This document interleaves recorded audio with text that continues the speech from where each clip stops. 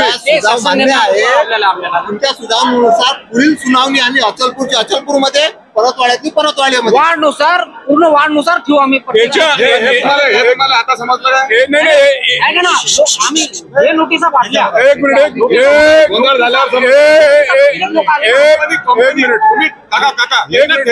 ठेका दिला आहे का कंपनीचा काय रोल आहे? मागच्या वर्षी तुम्ही ठेका 20 वर्षाच्या आधी तुम्ही ठेका घेतला होता याचा।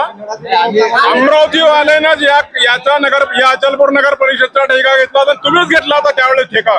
त्यावेळेस तुम्ही टॅक्स वाढवले होते, मला माहिती, मी त्यावेळेस होतो या नगर पालिकेत। तुम काही गेली आहे ते यहाँ पर आज? हम घर पट्टी के ऐसे आए थे, गरीब इंसान हम, 2 पैसे कमाने वाले, इतनी बड़ी 8-9 हजार रूपए घर पट्टी आएंगे तो हम कहाँ से भरेंगे? पेड़ भरेंगे क्या घर पट्टी भरेंगे? लाइन का बिल वैसे आ रहा है, घर का बिल वैसे आ रहा है, घर पट्टी कहाँ से भरेंगे? इतनी बड़ी गरीब इंसान, सभी माँ बहना सब गरीब है, लखपति कोई नहीं है, 2 पैसे कमाने वाले हैं सब पब्लिक। अचलपूर शहर, परतवाड़ा सिटी में सभी। कल्याण मंडपम येथे आक्षेप टॅक्स बद्दल आक्षेप नोंदवलं होतं, त्यांचं काय झालं राहुल भाऊ नेमकं? आज लोकांना जे मागच्या महिनाभरात आक्षेप घेतले, नगरपालिका अचलपूर अंतर्गत येणाऱ्या सगळ्या नागरिकांनी जे आक्षेप घेतले, त्या आक्षेपावर आज सुनावणी एक भाड्याची एजन्सी नेमून एका एजन्सीला ठेका देऊन नगरपालिकेनं आज सुनावणीची तयारी केली।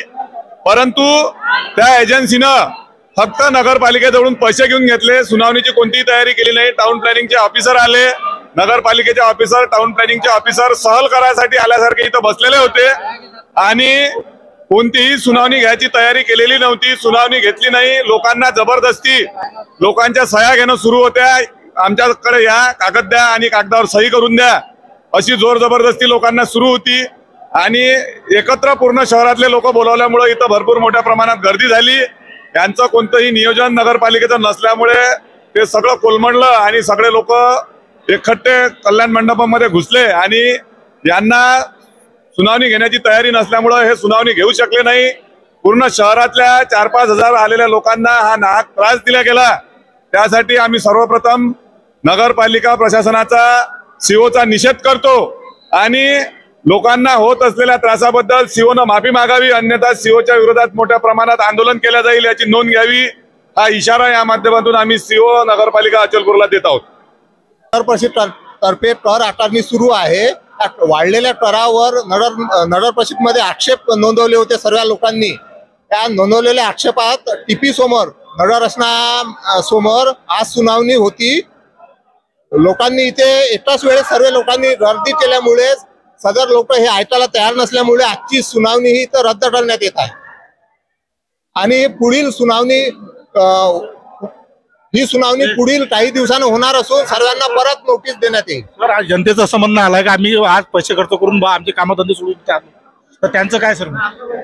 आज जनतेला जो त्रास झाला आहे त्याबद्दल आम्ही त्यांची माफी मागतो, पण ह्या लोकांनी जो इतर गोंधळ केला आहे त्यामुळे सदर हे सुनावणी रद्द करण्यात येत आहे। आम्ही लोक 10-15 लोक मधात सोडत होतो, पण एकदमच सगळे मधात आल्यामुळे ते सगळा गोंधळ झालेला आहे आणि 3-3.5 हजार लोकांना आपलं बोललेलं होतं, हळूहळू होत होतं।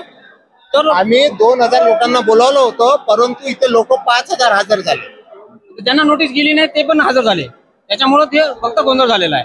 ज्या लोकांना आपण डेट वाईज, टाइम वाईज आपण दिलेला होते नोटिसा, पण तसं न होता शहरातील प्रत्येक जण आलेला, त्याच्यामुळे गोंधळ झाला।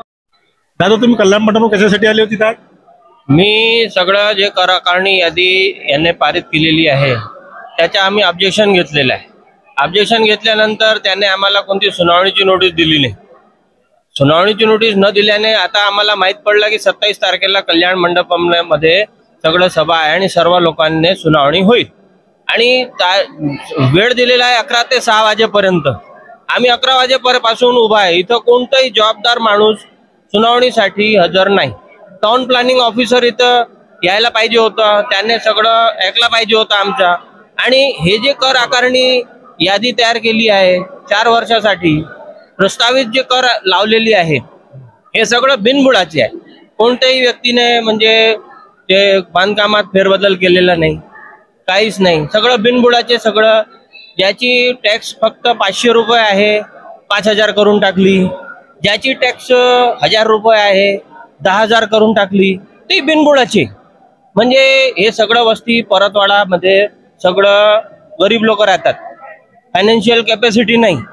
आणि आजूबाजूच्या मकानाचे जे फोटो आहे ते फोटो या मकानाच्या त्या मकानावर, त्या मकानाच्या त्या मकानावर, काही म्हणजे काही ऑथेंटिकेट डॉक्युमेंट नाहीये. या अनुषंगाने आम्ही जे इथं आलो आहे, सकाळ 11 वाजेपासून आपण पाहून राहिलो की कुठं टेबल लागलाय, कल्याण मंडप एवढा मोठा आहे आणि सगळं लोक परेशान, हजारो तादाद मध्ये इथं लोक आलेले आहे आणि सगळं परेशान होऊन राहिले. आणि या अनुषंगाने त्यांनी व्यवस्थित एक एक दिवस 10-10, 20-20 केसेस ठेवायची, सर्वांना सुनावणीसाठी नोटीस द्यायची की इतक्या वेळेपर्यंत तुम्ही हजर राहायचे.